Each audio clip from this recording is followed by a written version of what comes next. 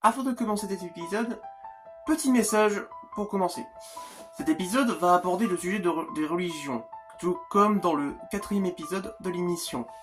Et, petit rappel, ici nous ne sommes pas là pour juger, critiquer ou insulter toute religion.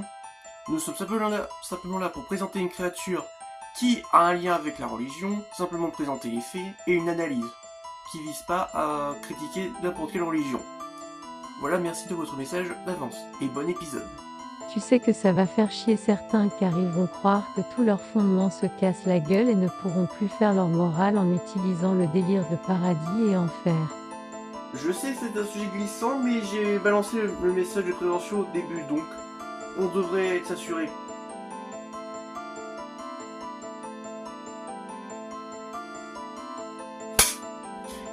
Bonjour tout le monde. Les croyances religieuses à travers le cinéma d'horreur est dépeint de trois manières.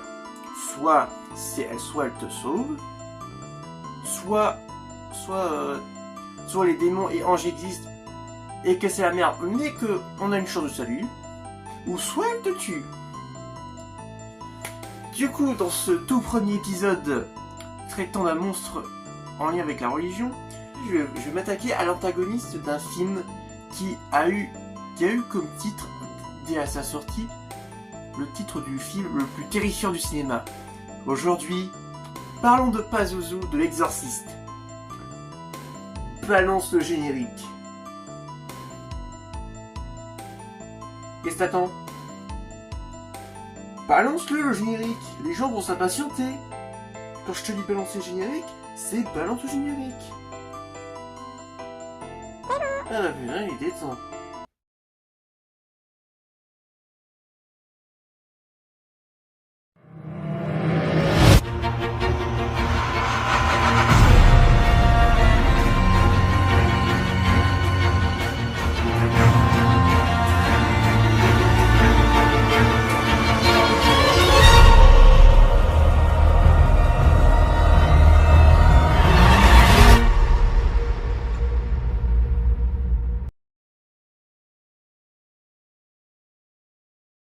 Présentation. Qui est Pazuzu? Pazuzu est un démon et étant l'antagoniste principal de la franchise L'Exorciste, que ça soit les films mais également la série. Oui, parce qu'étonnamment ce film a non seulement eu plusieurs films dans une franchise mais également une série. Même si pour cet épisode je vais plus m'attarder ceux des films que la série. Pazuzu est issu de la mythologie mésopotamienne, étant à la base une divinité secondaire, protectrice des femmes enceintes, et ennemi juré de Lamashtu, étant également la divinité infernale qui dirige des démons maléfiques et des génies protecteurs. Rien que ça, il peut avoir un rôle malveillant, bien que son côté divinité protectrice soit plus connu.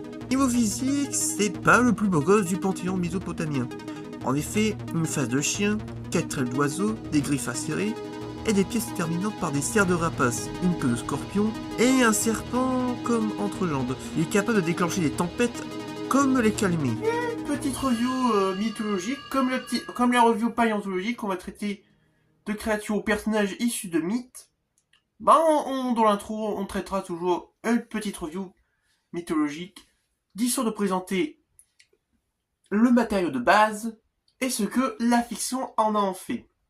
Du moins pour le sujet qu'on traitera. Physique. Quel visage est-il donné au démon? Ce démon s'est présenté sous diverses formes.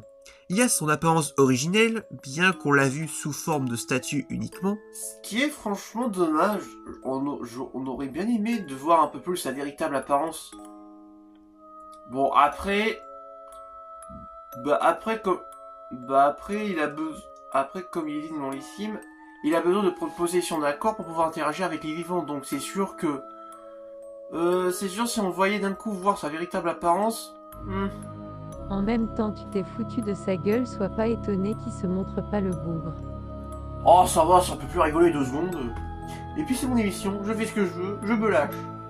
Puis c'est sous la forme d'un homme d'une 60aine d'années, ensuite la forme d'une créature humanoïde au visage pâle, les yeux rouges et les dents acérées, et avec un air menaçant, et enfin la forme quand il déforme le visage de tous ceux qu'il a possédés, en leur donnant un ton de peau grisâtre, des blessures partout sur le visage, et des yeux cadavériques. Capacité, les pouvoirs de l'entité. Niveau pouvoir, il est plutôt fourni. Il peut avoir une influence sur certains insectes comme les sauterelles, qui les utilisent pour attaquer les récoltes et parfois comme enveloppe charnelle, entre deux possessions de corps humain. Il a une influence aussi sur les corbeaux, chiens errants, hyènes et autres animaux qui sont plus sensibles à sa présence. Un polymorphe pour mieux s'approcher de ses victimes. Il peut connaître toute la vie d'un humain juste en le rencontrant et pouvant l'utiliser contre sa victime afin de la briser psychologiquement, capable d'utiliser des illusions afin de mieux manipuler ses cibles, prendre possession d'êtres humains qui les a fait pourrir de l'intérieur et cause des blessures à la fois pour faire souffrir sa victime et faire peur à ses ennemis. Tourner les membres de sa victime dans des sens biologiquement impossibles, faire vomir du sang et autres substances dégueulasses à volonté, enfin peut attirer des mouches ou scolopendres, fait aussi éviter ses victimes et les objets, leur donne une force surhumaine mais semble être limité dans le temps. Et dire qu'il y a des gens qui viennent se plaindre. Oh là là, Alastor, il est overpété niveau pouvoir. Vous avez vu la liste des pouvoirs de Pazuzu? À côté, Alastor c'est un petit joueur. Oui, Alastor.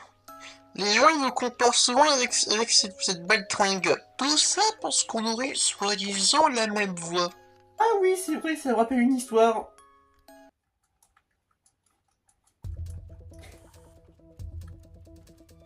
Là, et tu vois, là, je dois défoncer les zombies là dans Minecraft.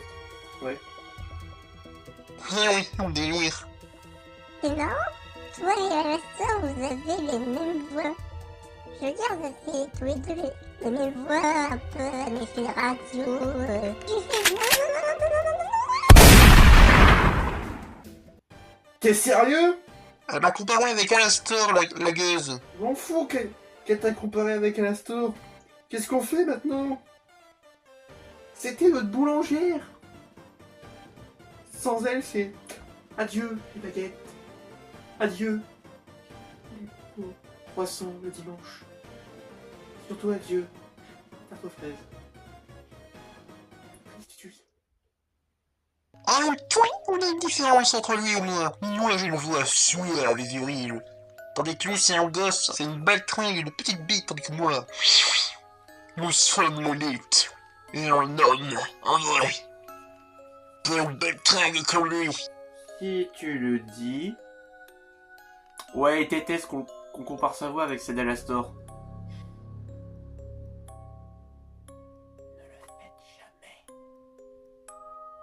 Mais bref, reprenons ce joyeux épisode. Personnalité, le sale caractère de la bête.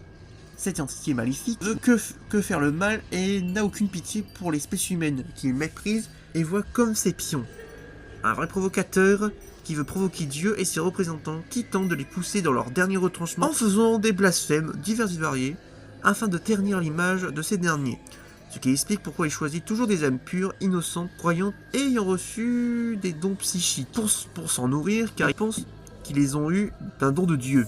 On peut expliquer ses agissements du fait qu'il soit jaloux des humains, tant les chouchous de Dieu, et ce qui lui a perdu de son statut d'ange. Il est rusé, peut se montrer charmeur, un vrai sadique, délectant de la souffrance de ses victimes et croyant qu'il tourmente, fier, égocentrique, dû à son statut de démon apparemment élevé. Lâche, il craint certains prêtres et méthodes d'exorcisme qui lui font morfler sa gueule. Peut abandonner et supplier ses adversaires quand c'est fini pour lui, devenant pitoyable et minable et pouvant être rancunier. Et parfois, les blasphèmes qu'il fait sont en lien avec le péché de la luxure. Enfonce-lui la bite dans le cul, toi qui baisses ta mère, suceur de... Baise-moi! Baise-moi! Baise-moi! Ta mère suce des queues en enfer, carasse! Baise! Jésus te baise! Je crois qu'il a réellement besoin... Si par pétard tu entends zob et que par gros tu entends mon gros zob, cet homme a vraiment besoin... T'as rendez-vous chez le psy pour pouvoir consulter ce genre de choses. Qu'est-ce que t'allais dire, espèce de dégueulasse? Tu veux le voir, mon traquenard? À présent, parlons un peu de biologie. Non. Coco, tu vas accélérer ce bordel.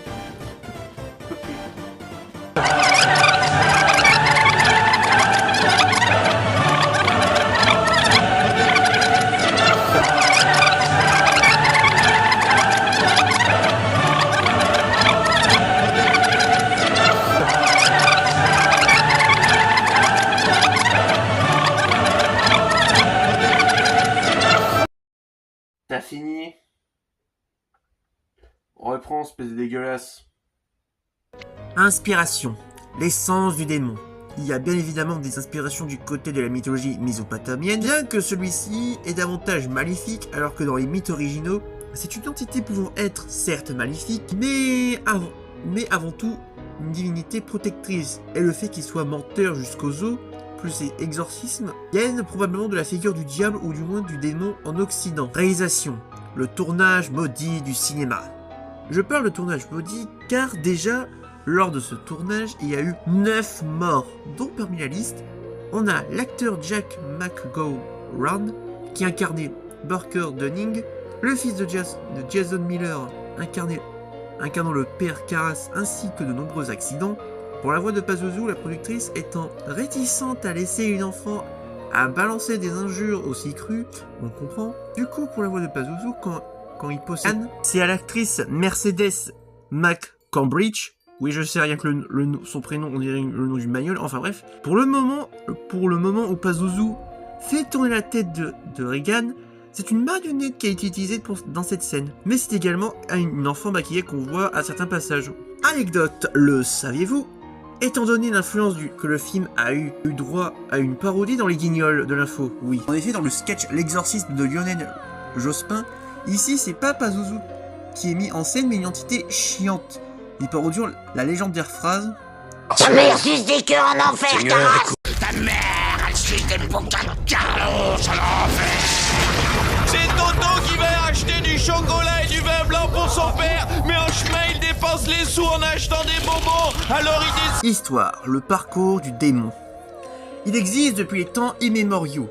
Sa première apparition a eu lieu dans les années 40-50 en Afrique, lorsque le père Mérine participera aux fouilles d'une mystérieuse église recouverte, ensevelie dans le sol, qui cachait un temple à la gloire de Pazuzu. Quand celle-ci a été ouverte, ça a probablement libéré le démon sur Terre et ayant besoin de posséder quelqu'un pour interagir avec les vivants. Il a pris possession de jeunes victimes comme Okumo ou encore le docteur Sarah, qui seront sauvés par Mérine, se présenter comme ennemi juré de Pazuzu. Par la suite, il ira à la recherche d'une nouvelle victime qui a provoqué la famine en Afrique. Un jour, il arrivera dans la vie de Megan McNeil, et à de multiples reprises, il tentera de prendre possession de son corps, et à de multiples reprises, bien, il se fera régulièrement chasser. Analyse, partie 1. Quand l'exorcisme commence par les examens médicaux. Dans les films qui traitent du sujet de la possession, on a plus ou moins un schéma classique. C'est-à-dire, on a la situation initiale, que là tout va bien, ils arrivent dans la nouvelle baraque et tout. Puis, on a un événement déclencheur qui commence à foutre le bordel. Puis, un enchaînement d'emmerdes ou d'événements inexpliqués. Puis un exorcisme, l'exorcisme qui peut soit bien se dérouler ou mal finir. Et puis la fin, résolution finale, où ça va, t'inquiète, ça va mieux. Les cas de possession de la fiction ont plus ou moins les mêmes explications rationnelles au début de possession. Genre, c'est une mauvaise blague, c'est une coïncidence, ou encore, aucune explication rationnelle. Dans l'exorcisme, c'est différent car les premières explications seraient de l'ordre médical. En effet, à l'époque où le film est sorti, la médecine connaît des progrès, dont notamment du côté psychiatrique, où de plus en plus de phénomènes ou de comportements qui par le passé ont été attribués à de la possession par des démons, ont pu être expliqués médicalement ou psychologiquement. Ça a créé non seulement un décalage entre les examens et l'explication médicale et la réalité surnaturelle des faits. En plus, de nombreuses explications sont données dans le film.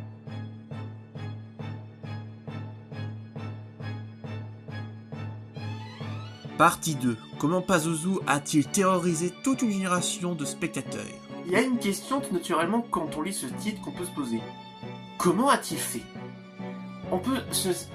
C'est vrai que qu'est-ce qui rend ce film? Quels sont les éléments qui ont rendu ce film le plus terrifiant du cinéma, qui a pu terroriser et traumatiser toute une génération entière? C'est ce qu'on va voir dans la suite. L'ambiance du film. En effet, le film instaure son ambiance en fonction des événements. Des événements du film, par exemple. Tout le début, dans le désert, on aperçoit une statue, donnant une atmosphère mystérieuse et ancienne, c'est-à-dire comme si on arrivait à un être qui datait de plusieurs siècles, et que le plan sur la statue est le signe des ennuis, que ce plan-là nous indique clairement c'est lui qui va foutre le bordel dans les prochaines minutes. Puis, les moments où on découvre Regan et sa famille est une atmosphère paisible, non seulement une ambiance à la petite maison dans la prairie, mais aussi mais étant aussi le calme avant la tempête. Puis les moments de possession et l'exorcisme, ici c'est une atmosphère oppressante et inquiétante que non seulement l'action se passe de nuit, et qu'en plus ça se déroule dans un mi-clos, à savoir la chambre de la victime en question. La fin qui semble être en première apparence faire comme si rien s'est passé, mais que derrière se cache des psychologies que le démon a laissé marquant à jamais Regan. Le fossé entre Regan et Pazuzu. Ce qui a terrifié les spectateurs, c'est surtout les moments où Regan se fait posséder, où on a droit à l'immense fossé entre Regan, une jeune fille innocente, pure, gentille et toute calme, et Pazuzu, un être malveillant, provocateur, lâche et blasphématoire, et qu'on a été habitué à la Regan toute gentille et calme dès le début du film. Puis on a le droit à son contraire, perturbant le spectateur de la voir faire des actes effroyables ou purement blasphématoires. La musique du film. La célèbre musique du film a des notes qui participent avec les autres points, en effet la mélodie rappelant une boîte à musique. Dans les films d'horreur renvoie souvent à l'enfance.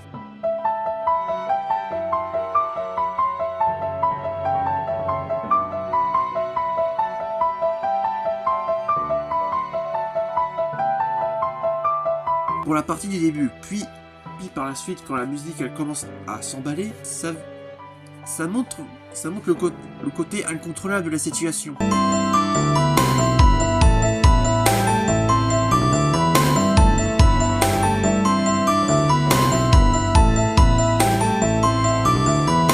Avec ces 4 points, ont permis au film L'Exorciste d'avoir remporté la réputation du film le plus terrifiant du cinéma.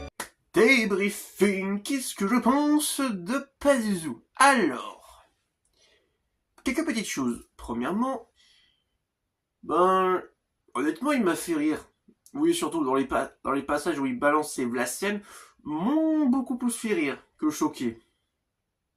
Bon, même si le contraste entre Regan au début et pendant qu'elle est possédée est assez impressionnant. De deux, les scènes de possession où il fait bouger le lit ou quoi sont impressionnantes. Faut que je le reconnaisse. C'est vrai qu'il faut le reconnaître. Après, personnellement, ça m'a pas... Après, par rapport à tout ce qui est religion, en étant athée, ça n'a pas spécialement touché au quoi. J'ai juste observé les faits et... Ouais, je me suis plus marié et observé les faits qu'autre chose. Bon, cet épisode est terminé. J'espère que ça vous a plu. Bon, on se retrouve pour la prochaine fois. Je sais que c'est pas non plus un épisode qui est ultra fourni en gag ou quoi. Mais bon, on va se rattraper, vous en faites pas. Des épisodes un peu plus light, ça fait pas de mal. Du moins de temps en temps. Après, si c'est tout le temps, ça devient chiant. Enfin bref, je vous dis à plus. À plus tout le monde.